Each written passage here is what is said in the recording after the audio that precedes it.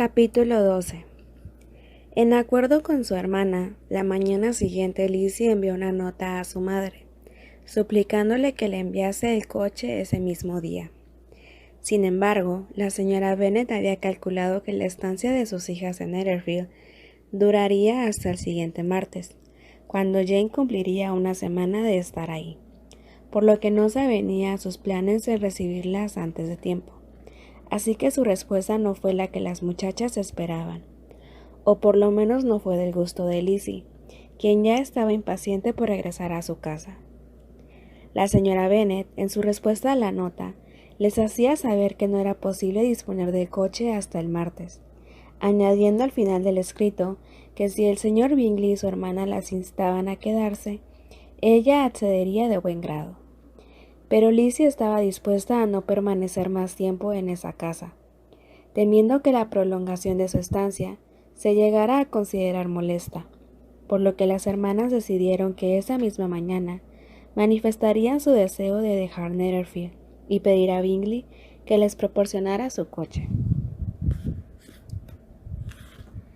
La noticia provocó exageradas manifestaciones de contrariedad, y las Bingley insistieron en que se quedaran por lo menos hasta el día siguiente, lo que ellas tuvieron que aceptar.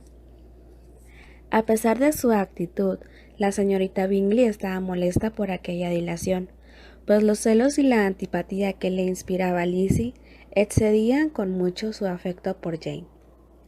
Al dueño de la casa sí le causó una pena verdadera el que Jane expresara su deseo de marcharse de inmediato, y por ello insistió en la inconveniencia del viaje, argumentando que todavía no se encontraba lo suficientemente repuesta. Pero Jane acostumbraba a ser muy obcecada cuando creía estar obrando bien. Por su parte, Darcy tomó la noticia con satisfacción, pues consideraba que Lizzie había estado ya bastante tiempo en Netherfield. Ella la atraía más de lo deseable, además de que la señorita Bingley se mostraba descortés con ella, y con él más acosadora de lo que solía ser. En vista de ello, decidió vigilar su propia expresión, procurando que no se le escapase ninguna frase de admiración, o cualquier otra cosa que pudiera despertar en ella la esperanza de que pudiera influir en su felicidad. De manera que si semejante idea había surgido en ella, la descartara durante el último día de su estancia en la casa. Fiel a sus propósitos, apenas le dirigió 10 palabras durante todo el sábado, y aunque pasaron más de media hora solos en la biblioteca, él se refugió en su libro y no se dignó dirigirle una sola mirada. El domingo, tras el servicio religioso de la mañana, tuvo lugar la despedida, tan deseada por casi todos. La cortesía de la señorita Bingley para con Lizzie aumentó al acercarse la partida, lo mismo que sus muestras de afecto hacia Jane, y ya en la despedida apenas dio la mano a Lizzie, mientras que abrazó tiernamente a Jane, reiterándole que le causaría mucho placer volver a recibirla, tanto en Longbourn como en Netherfield. No fue mucho el entusiasmo con el que las recibió su madre.